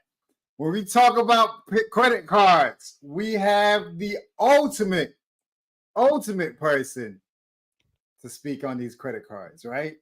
Now, on her channel, she talks about how you can use credit cards to your advantage. Just like Tim said, Tim is a hypocrite. He said he's telling you not to use credit cards, but he's using them. And I think what Tim is really saying is, who today is fit to go out to battle, right? Who's in good enough shape today in order for them to be able to be out in the field fighting for weeks and months at a time? And if you're not physically in shape today in order for you to be at war and for you to be fighting people using your physical strength, then it's the same mentality about you being able to pay off your debt on a monthly basis. If you're not fit for you to be able to pay off your debt completely on a monthly basis, you shouldn't be going down that road. The same way you shouldn't be driving 100 miles an hour if you know you have bad tires, if you know you have bad brakes, because you are not fit for that sort of performance. Now we have MajorChangeGroup, who's going to sit up here and speak to us and tell us about how Dave is wrong on his credit card. Can y'all hear me? Yeah, we sure can. So Hey, welcome to the show. fellas, how are y'all doing? What is going on, Tasha? How you Oh, doing? y'all. I should never wanted to come see us at all, guys. Look, I had went to Home Depot and I saw the link, and you guys were talking about Dave Ramsey, so I had, so I think this is a great topic. I love Dave Ramsey, and I'm here in Nashville, Tennessee. So Dave is right up the street. And so it was I want to say 2020 was the first time that I actually visited the Dave Ramsey studios. But I've been like a long time Dave Ramsey listener for years, when it was just like on the radio. So I definitely think that his baby steps are great. And I don't know that it's a race thing. I don't know that it's a political thing. I think it's just a foundational type of thing. And so that's how I see it. But I know we're speaking on credit cards. So I think that's probably, I'm kind of like with Tim. I feel like if you cannot, I feel like you have to do the principles to be able to use the credit cards. So, for example, myself, it's probably been 7 years that I haven't had any credit card debt. But y'all, when I was in college, oh my God, I would get them credit cards and I wouldn't care. I would just max them. I don't know that I would just max them out, but I would just pay the minimum balance and things like that. And so you have to, I think with the Dave Ramsey principles, it really showed me. So I had cut all my credit cards up. I had cut all the credit cards up, and I didn't use the credit cards, and I was just using cash. But it's like now I can't even have $1 in my pocket. You know what I'm saying? Like I'm using the credit cards all the time, and I love to be able to get the points. But it's like I feel like everybody could do it, but I know everybody doesn't want to do it. And so I feel like if you can get a foundation of seeing it to where I know people want to use other people's money, but you have to be responsible with it and pay it off every month. And so I pay my credit cards off every month. But I use my credit cards all the time. And I'm like, this year I done went on so many trips with the points. I want to say in September I had went on a trip. So I was like in Cancun, and I went to Puerto Rico, and I think the trip was probably like $3,000, and I only paid like $700 out of my own pocket. I used my points and my cash back for the rest of the trip. And that's really because it was, y'all have to check it out on my channel, but it's just like, I really feel like, being able to use the points is good, but I feel like you have to have a foundation in being able to use your budget every month and pay it off. Yeah. So I agree with that as well. I actually do pay mine off. Right. So that's the thing is, I do think the message, yes, most people, they're not going to do it as we see. Only 38% of people were as of 2022. And that number is definitely down lower now. So me, yeah, I pay mine off. I think it's great if you can handle it, but I think the message has to be tailored for, the masses who unfortunately will not pay it off. I want to get you all's take on, because I saw another comment, and I think it's worth discussing because it's something that does come up. Shanna mentioned we can't pull ourselves up by the bootstraps if we don't have access to the straps. Now, that is something we've definitely heard for years. I want to get you all's opinion. Let me tell you, my thoughts on that. My thoughts on that is, I'm not sure. I think to a degree, this, maybe you can measure this by race. I don't fully think you can. Once again, I know tons of people. I know people in poverty in the area I'm from of different races. I think in general, that statement is not, the statement in general, pull yourself up by the bootstraps. I don't know the real context of that originally, but I do know what the statement is saying. I think that for me, the statement in general, what is the line, right? What's the line that deciphers who can pull themselves up and who can't. See, that's what's hard for me. And once again, I don't think maybe it's anecdotal. I know it's not, because there's other people that have come from the same situation. There's people that have come from better than a place than me, and they're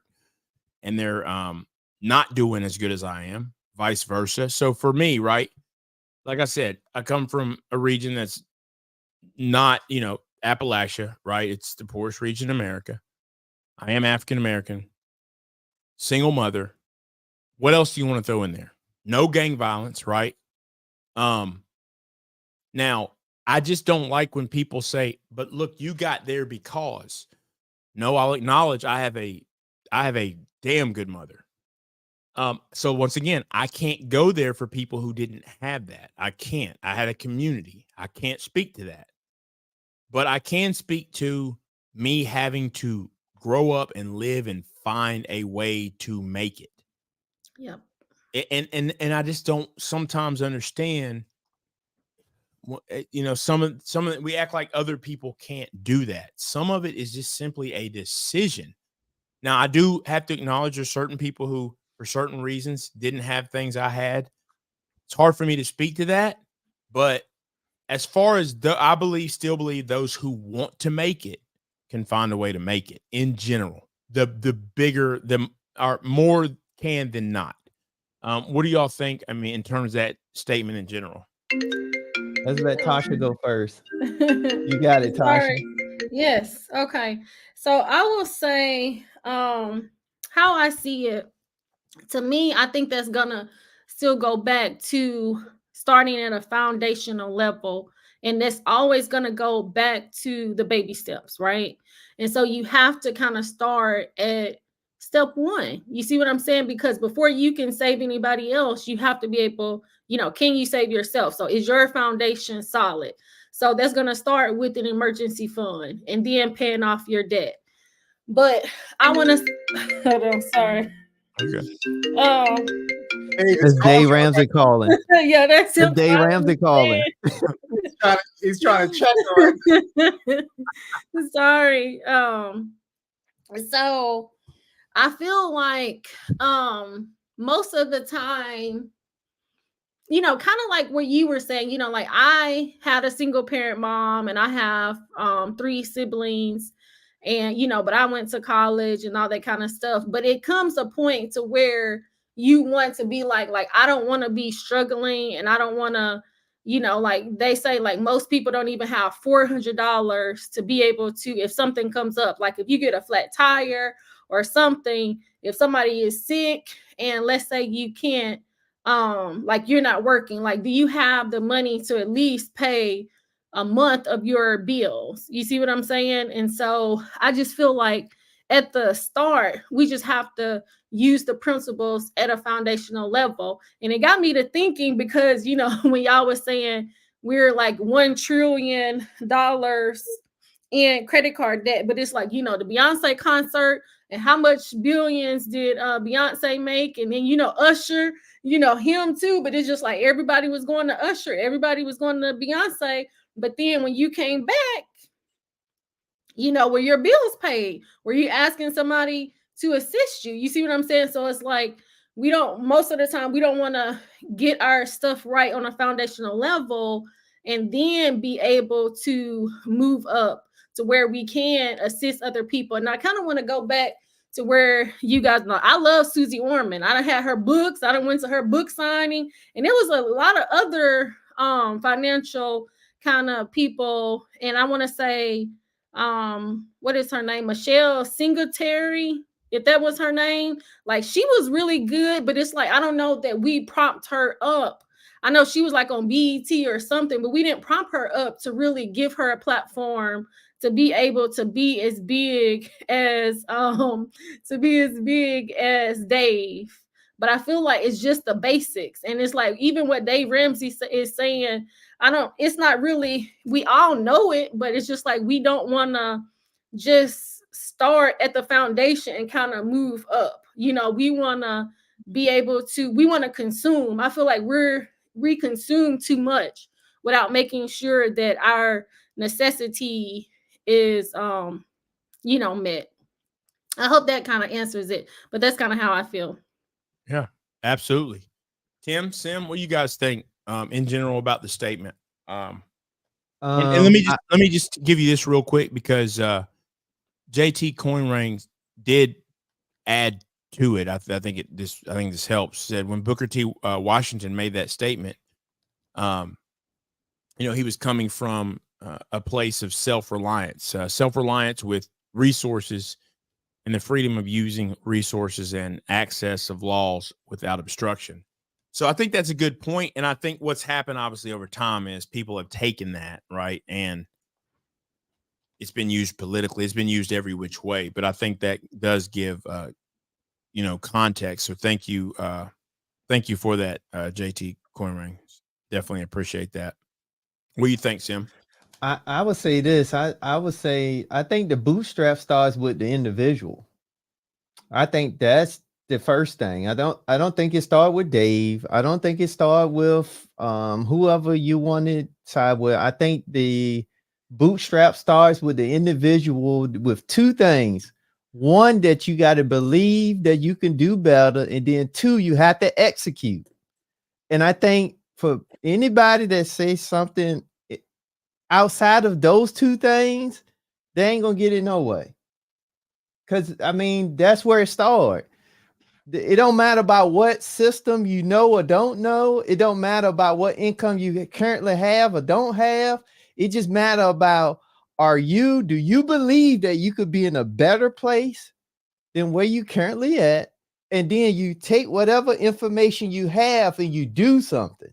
If you don't do those two things, it ain't gonna matter. And I think those are the two things that normally hurts us when it comes to doing anything.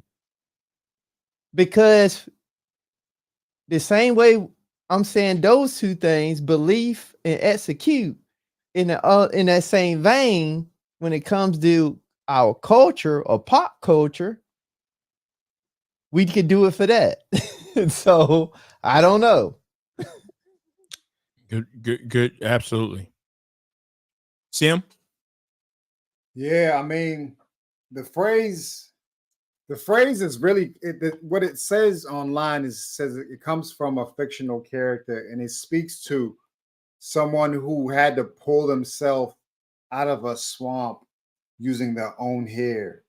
And it's, of course, pulling yourself up by bootstraps is physically not possible, but it's supposed to be something that happened. It happened through a fictional character in a book, and it's just something that people have adopted and have carried it throughout time.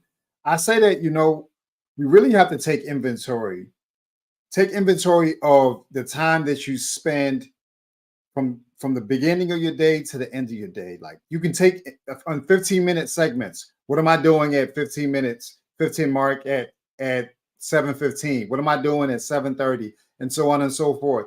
And if you take inventory of the places where you're applying your time and your attention, and then you can say, after you've looked at it, you can say, I've tried everything.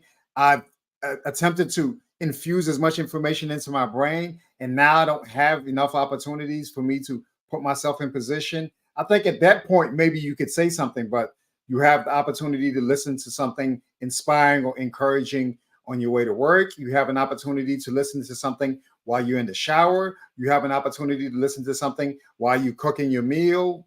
You have an opportunity to listen to something while you're on your way to work. And if we're substituting things that cost us money, things that are not really adding as much value and growth to our life during those times where we have the availability, if we could just consider substituting information that's actually palatable.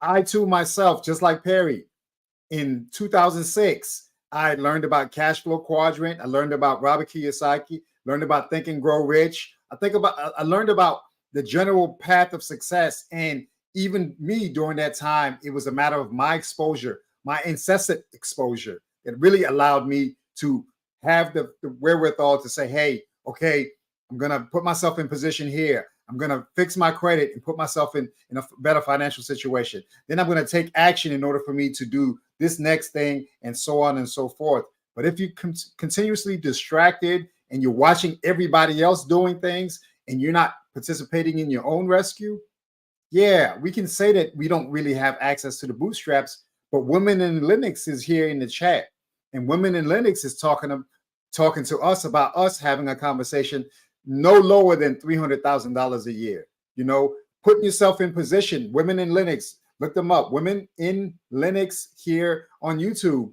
The conversation there is about putting yourself in position for you to have these high value jobs, and then you take those high value jobs and then you put yourself in position to execute these strategic financing strategies so you can have an opportunity to keep that money, and then you put yourself in position to now have a completely different lifestyle for you and your family, and you can just go up from there. But you could also do it in the same exact time, do something completely distracting. The Beyoncés, the Ushers, whoever's going to be next, you know, there's always going to be an event. That's what I realized myself also. I realized that every week somebody is here trying to get your money. And if you feel compelled to attend all those events, you'll never have it, because you're giving it to them. You're saying you're more important than my own financial future. So I'm going to give it to you because I believe that you're more important than me. Now look, I went to the Beyonce concert now, so look, I did go. So, but I'm just saying, I paid it off, and I didn't spend like a whole lot. I might have been up in the nosebleeds, but I still had a good seat, and it was a great concert. So I was just saying it in a way to say, because it's like, especially on Instagram and Facebook, it's like I just went in regular. I didn't like dress up or anything. You know, I didn't know it was a thing when I had went, and so, you know, I just went to really enjoy the music opposed to spending a whole lot of money. And then when I come back home, I'm having to either date to go out to eat, or somebody pay my bills or something like that. You know, I already have my money set up to where I can have my four walls covered. And so I think that, you know, overall, the main thing with the baby steps, I think it just goes all the way back to it. It's just being able to execute, you know, just starting somewhere. And I think that's the main thing, just starting. Tasha, wasn't Nashville the first city in the country? I don't think so. It wasn't the first, because it was in July. I had went in July. So, but I didn't pay, I only paid like $140 or $50 for my ticket. Man, those tickets were like mortgage payments. You know, one thing that I believe, and I don't have the answer to it, honestly, that really does separate, I believe, beyond where you come from, what you know. Because here's the question I have, right, is, so as terms of income, you know, my household is up there. I mean, it's up there, right? Why am I still so, and it's not greed, right? Because I don't really spend that much still. Why am I still so hungry to keep pushing forward? You see what I'm saying? Like, why was I hungry when I was broke? Now I'm not broke. I'm still hungry. See, nobody gave that to me. That's the piece that's the piece that we talk about, all the struggles and stuff, but we got to question people's hunger at some point. Well, I mean, you know what Dave says? He says, live like no one else so that you can live like no one else. You see what I'm saying?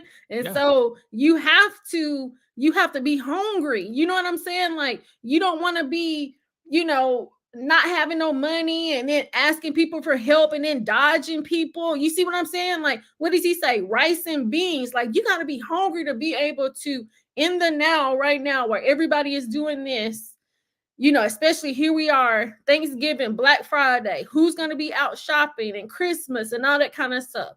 You see what I'm saying? It's like, instead of buying all that kind of stuff, what are we doing to either educate ourselves to get a little bit better, or put the 500 or 1,000 or whatever saved away so that I can start here? You see what I'm saying? It's not about what was in the past. Yeah, I might have did all this for 2023, but here it is now. Can I start? Like, really take an inventory of where we're at, and then just getting hungry to just be like, look, this is what I want.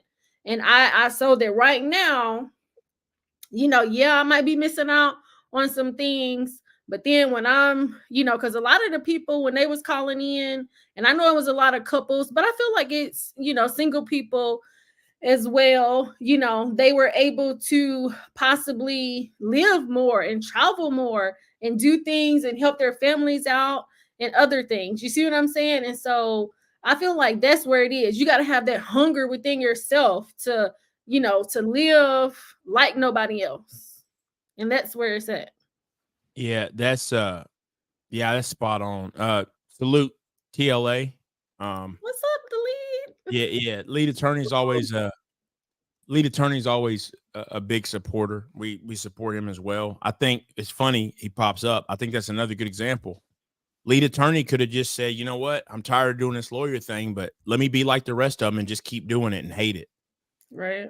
But he chose another path. So at some point, those who push forward, there's something in them that does it. It doesn't just all come down to what some people know and some people don't. Some people are willing to do things other people won't.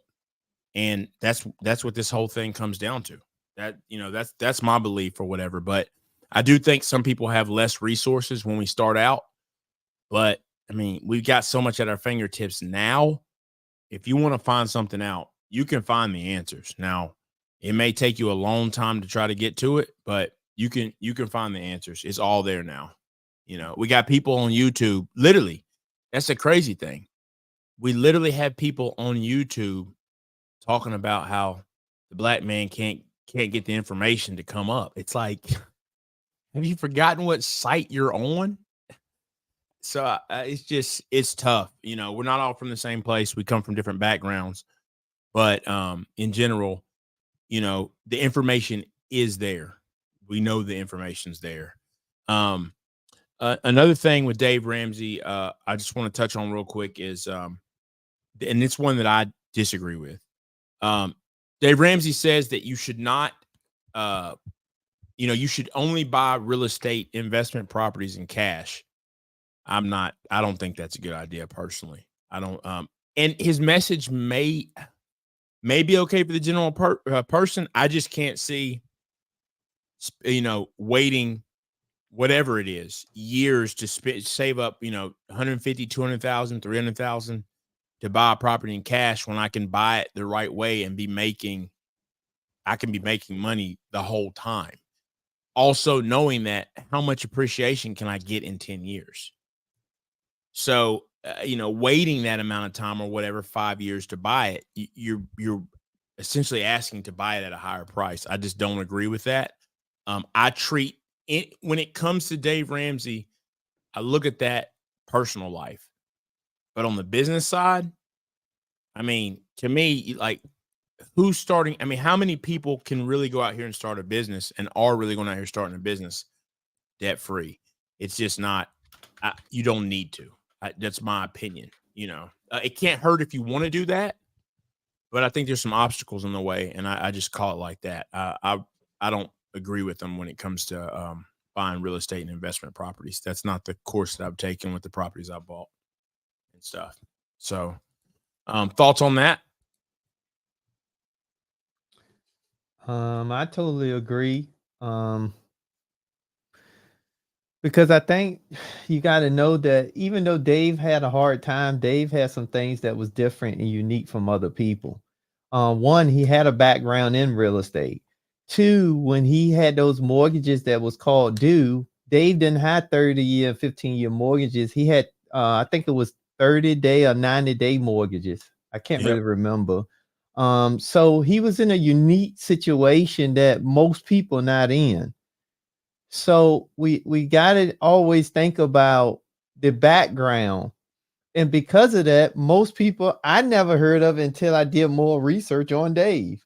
So those are the type things that would make sense why he say you should pay for all your houses cash when he was getting houses and getting them flipped and doing what he was doing all in cash before he even had his downfall. So with that being said, the average person like myself, I would never got into real estate, and I would have missed so much opportunity when rates was at an all-time low because I'm just trying to pay off this one house.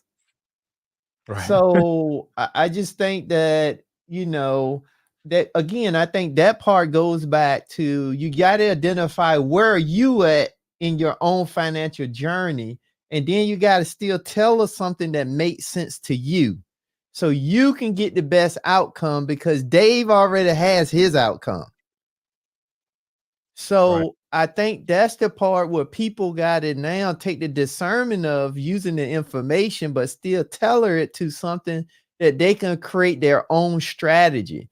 The thing about Dave program that I like is, like I say, I think it's a great fundamental to help you understand the financial discipline. But then from there, you have to go up. You have to keep moving up, and you got to keep going to the next level. And the next level after that is, now, how can I tailor this to something that's going to benefit me, but I can get the most bang for my buck and the most growth in the shortest amount of time? And I think that's the part that sometimes people blur the lines with, because not the thing about finances, not all plans is the same from everyone. Finances is something that's based on individuals. It's not based on a group. It's not based on this blanket type thing. It's based on what are the individual trying to do, and now how can I tell us something to get that job done? Great point. Tell it. But listen, fellas, y'all are just really great, and I love this conversation. I'm gonna have to jump off, but I would say more so, I agree with Dave, but I also like what Tim was saying, and I feel like that's gonna be with anybody. I feel like this is fundamental, just your foundation, but then you'll have to take and tailor it to you to say, what can I do? So, like for myself, I really like it, but then I like to use credit cards. So I'm going to use credit cards. And if that's working for me, then that's what's going to work for me. You see what I'm saying? Yep. But somebody, Cryptonomics, like he been on it or she been on it, I'm not for sure, but especially like, start with a budget, because that's really what I like to talk about. But see, the thing is, y'all, the budgeting videos, they don't really get views, but the credit card videos get views. You see what I'm saying? But it's like, I think starting with that budget is going to be where it's at, and then making sure that you're prepared and, just tailor it to you. But I think that you have to start first. And so, yep. Absolutely. Well, thanks for coming up. We appreciate it. Of course. And We always appreciate Miss Tasha coming in the building. Thank you so much. Sorry I wasn't able to get on camera, but y'all keep on sharing the message, and I appreciate you fellas, and y'all have a great night, and everybody in the chat as well, and have a happy Thanksgiving. Yeah, all right. Thank you. Bye. Have a good night. Thank Call you. Dave Ramsey back. Right. Bye. Speaking of budget, I was just telling Sim, before we got started, I went through, want to look at all my charges, look at the budget, came across Lead Attorneys Mastermind. I was like, nah, I got to keep that. That makes the cut. I went down through all of them. Was like, this will make the cut. I had a couple who didn't. Just because it's something I just don't use. I had some streaming apps I just simply didn't use. I cut them. You know what I'm saying? So those are things we should do, right? We should review what's going on regardless of how much money you make, where you're at. And those are the types of things. They seem minimal, but they make a big difference. They really do. Let me go back through here real quick. Right here, we got Caramel Drip said, true, Dave Ramsey didn't teach me much more than my daddy taught me. Hashtag daddy's girl. See, and that's really the core of what this should be. We should be taught this and should be teaching this, from the beginning. So, Cryptonomics said, black folk make getting out of debt sound like they're trying to travel to the moon. That's the funniest comment I've seen in a while. But that's the thing for real. Like, you do the opposite of what you did to get in, right? You spending, you got to cut back. That's really what this is about. Yeah, this thing, is not that complicated, honestly. That comment's funny, yo. Oh man. But yeah, TLA says salute brothers and Major Change Group. Let me see what else we got. Check out Major Change Group's channel though. She has some really good information. She breaks yes, down. make sure to check out our channel. Navy Federal credit cards and the different credit cards and how she uses them, and she even talks about her budgeting program and how she does her planner and everything like that. But people are drawn to the credit cards. It's best to know than sit up there and make a mistake and then you sitting up there trying to work to try to clean up some mess that you made way back in the day. What's Lead say? Lead said in college they were signing up for credit cards in exchange for t-shirts and slices of pizza.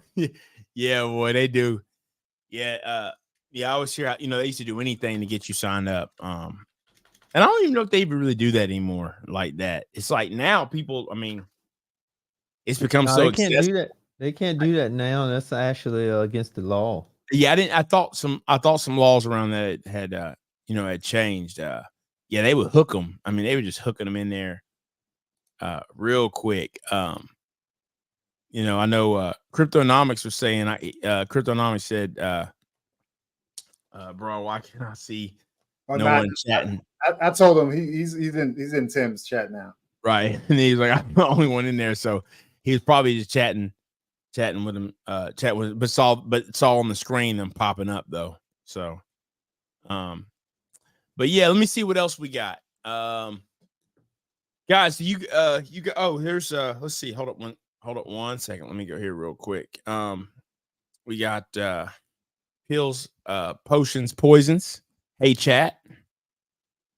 Shout out Major Change Group. Definitely wanted to definitely a supporter as well. But no cap, Dave's system worked for me though. So see, we obviously have someone that it did work for. Shout out to Vaughn. Greetings, peace, joy, and grace and abundance. Shout out to Vaughn Bryant. Absolutely. MC recovery and replace. Tim, I'm using one of the tips to closing out one of my credit card accounts. That's what's up. Absolutely.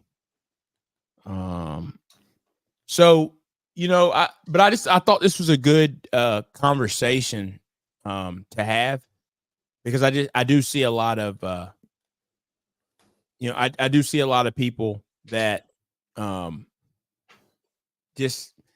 won't say it's animosity, but I do see a lot of people that do disagree with what Dave has to say. But I think a lot of them, they don't really have no money. That's the thing. Is like, if you disagree with them, but you're not, like, if you disagree with what Dave says, you need to have it figured out. That's what I'm saying. You don't need to go hindering the progress of other people. Like, because if you don't have it figured out, maybe that's what you need to do, is give Dave a shot. That's the issue in general, but I want to discuss this. But that was the issue I have overall with the comments about Dave Ramsey, is we know based off of the statistics that people don't really have it together, but they have a problem with it. And then the stuff they name, it's really irrelevant. It's like, we're talking about adding 500 to the emergency fund. It's like, dude, only 45,000 people, only 45,000 or 45% of people have $1,000 anyway. And we're talking about adding 500. That'd just be another statistic. Only 22% of people have 1,500. It's like, it's just pointless. So that's my take on that stuff. I just think we got to figure out a way, and we got to stop making this about race. I think that's oftentimes that's the excuse for people that don't want to do the work, because we can always look around and see people that did the work. And that's the thing. Like, no matter what class no matter what class you sat in, right?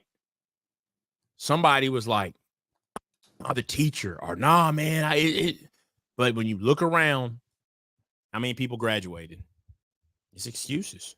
I mean, and sometimes, it's the real deal, but I think some people find a way to make it happen. And we see that. You look back at Steve Harvey's story, and I'm just saying these because there's people, they're people that we all know.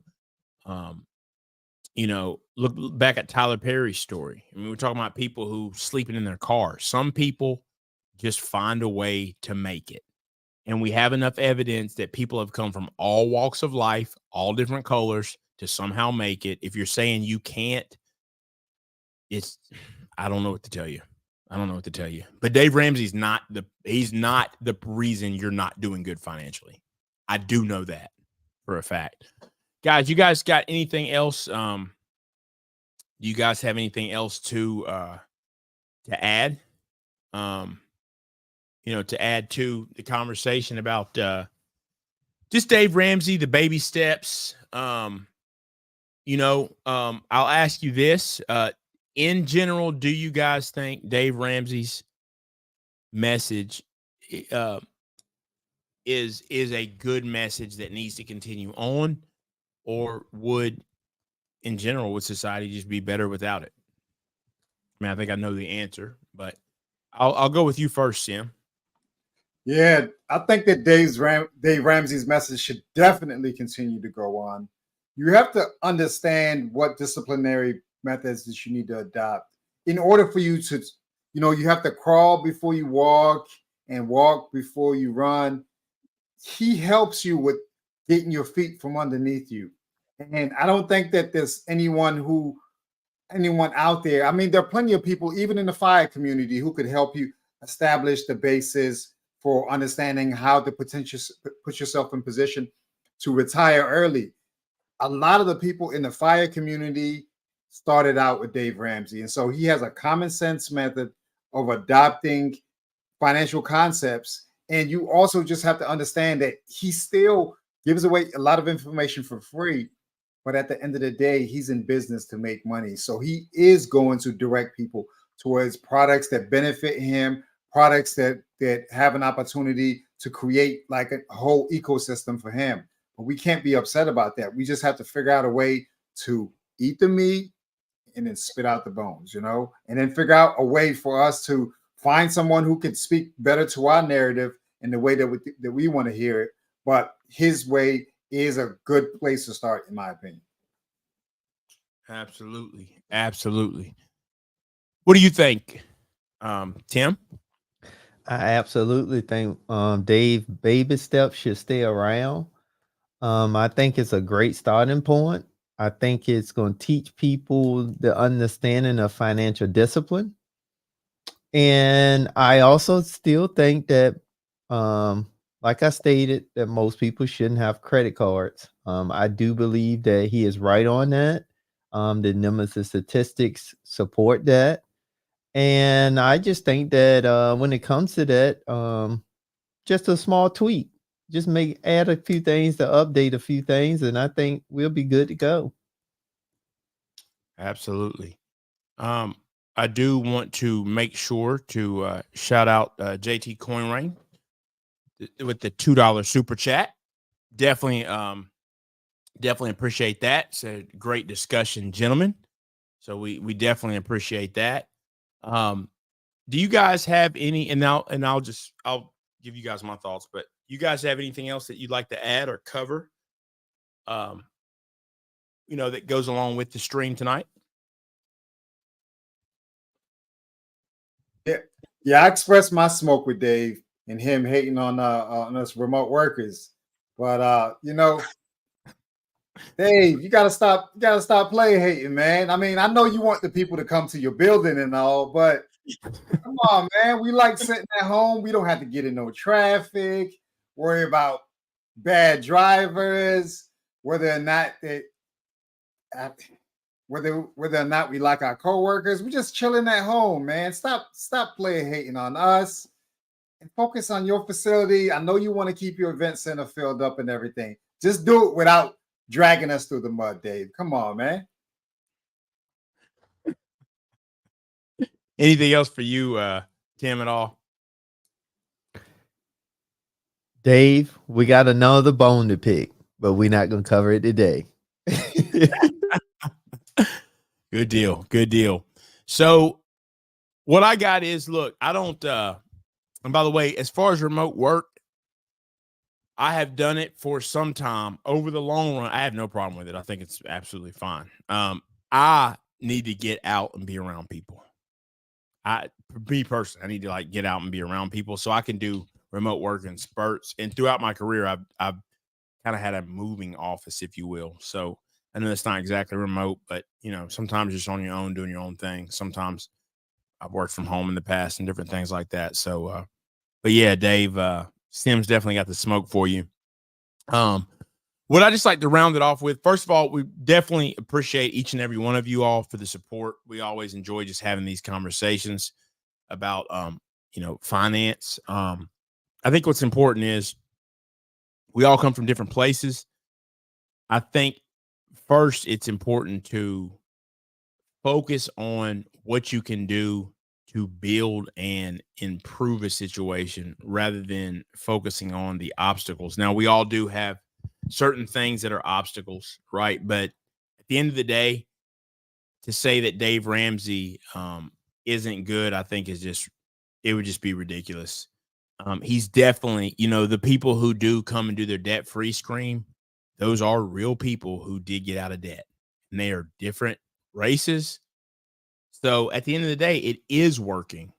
It's working for people who put their mind to it, have discipline, and carry through with it. That's what it comes down to. So just this whole narrative that it only works for certain people, I personally, I'm not buying it. I do not believe that.